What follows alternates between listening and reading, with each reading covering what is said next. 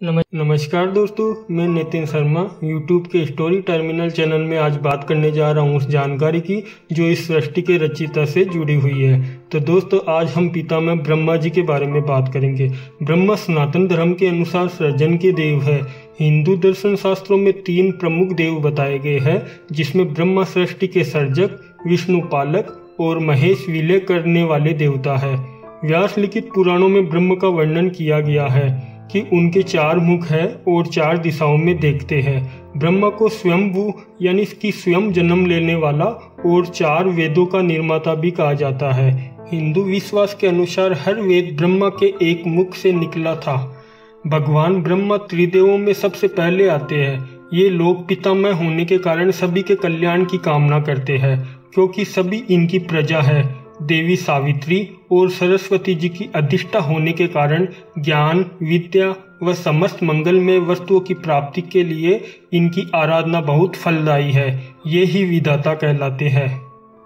दोस्तों, एक प्रश्न ये भी आता है कि अन्य देवताओं की तरह ब्रह्मा जी की पूजा क्यों नहीं की जाती है। भगवान विष्णु, शिव जी, श्री कृष्ण, श्री राम, देवी दुर्गा और हनुमान जी की प्रतिमा की तरह ब्रह्मा जी की प्रतिमा की पूजा न होने का कारण पद्म पुराण के सृष्टि खंड में दिया गया है। पुष्कर के महायज्ञ में सभी देवता और देव पत्नियां उपस्थित हो गए।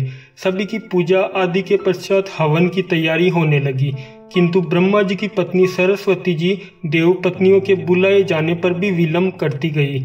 बिना पत्नी के यज्ञ का विधान नहीं है और यज्ञ आरंभ करने में बहुत विलंब देखकर इंद्र आदि देवताओं ने कुछ समय के लिए सावित्री नाम की कन्या को ब्रह्मा जी के वाम भाग में बैठा दिया।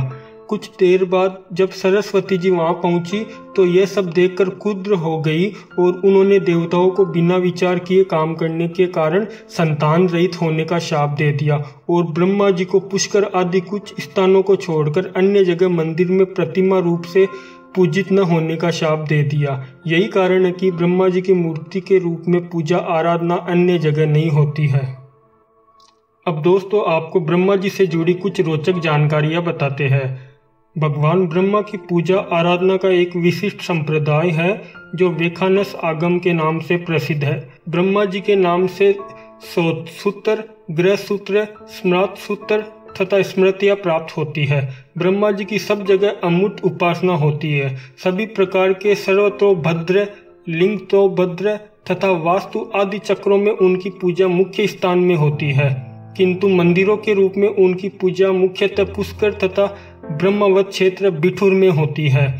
मध्य संप्रदाय के आदि प्रवर्तक आचार्य ब्रह्मा जी ही माने गए, इसलिए उडुपी आदि मुख्य पीठों में इनकी बड़े आदर से पूजा आराधना की जाती है। जब कभी पृथ्वी पर अधर्म और अनिति बढ़ जाती है तो पृथ्वी माता दुराचारियों के भार से पीड़ित होकर गौ का रूप धारण कर ब्रह्मा जी के पास ही जाती है। इस तरह जब देवताओं भी दैत्यों से पराजित होकर अपना राज्य खो बैठते हैं तो वे भी प्राय ब्रह्मा जी के पास ही जाते हैं। भगवान ब्रह्मा देवताओं के साथ भगवान विष्णु की स्तुति करते हैं और तब जैसा भी हो भगवान का आदेश होता है वैसा कार्य करने का आदेश वे देवताओं को देते हैं। इस प्रकार भगवान के अधिकांश अवतार ब्रह्मा जी की प्रार्थना से ही होते हैं। अतः भगवान विष्णु के 24 अवतारों में प्राय ब्रह्मा जी ही निर्मित बने हैं। जब भी विश्वामित्र या पृथु जैसे समर्थशाली सृष्टि में व्यक्तित्व क्रम करने लगते हैं तो सृष्टि में सामंजस्य बनाए रखने के लिए उन्हें समझाने के लिए ब्रह्मा जी को ही आना पड़ता है। ब्रह्मा जी के 4 मुखों से 4 वेद, पूर्व मुख से ऋग्वेद, दक्षिण मुख से यजुर्वेद, पश्चिम मुख से सामवेद और उत्तर मुख से अथर्ववेद का आविर्भाव हुआ है। इसके अतिरिक्त उपवेदों के साथ इतिहास पुराण के रूप में पंचम वेद का भी ब्रह्मा जी के मुख से आविर्भाव हुआ है। अथर्ववेद तो ब्रह्मा जी के नाम पर ही है, इसलिए ब्रह्मवेद भी कहलाता है। ब्रह्मा जी का यज्ञादि में सादर आवन पूजन करके आहुतियां प्रदान की जाती है। यज्ञ कार्य में सबसे अधिक प्रयोग होने वाली पवित्र संविदा पलाश वृक्ष की मानी जाती है, जो ब्रह्मा जी का ही स्वरूप माना जाता है। ब्रह्मा जी ने पुष्कर, प्रयाग, ब्रह्मवत क्षेत्र में विशाल यज्ञों का आयोजन किया था। इसलिए ब्रह्मा जी के कमल के नाम पर पुष्कर और यज्ञ के नाम पर प्रयाग तीर्थ स्थापित हुए, जिसे सभी तीर्थों के राजा, पुरोहित व गुरु माना गया है। काशी के मध्य भाग में ब्रह्मा जी ने 10 अश्वमेध यज्ञ किए थे, जिस कारण इस स्थान को दशाश्वमेध क्षेत्र कहते हैं। इसी कारण भगवान ब्रह्म त्रिदेवों में सबसे पहले आते हैं। ये लोग पितामह होने के कारण सभी के कल्याण की कामना करते हैं, क्योंकि सभी इनकी प्रजा है। देवी सावित्री और सरस्वती जी के अधिष्ठा होने के कारण ज्ञान, विद्या व समस्त मंगलमय वस्तुओं की प्राप्ति के लिए इनकी आराधना बहुत फलदायी है। वे ही विधाता कहलाते हैं। तो दोस्तों, जल्द मिलते एक बार फिर से। नया दिन होगा, नई जानकारी होगी, साथ में आप और हम होंगे। जानकारी आपको कैसी लगी हमें ज़रूर बताएं।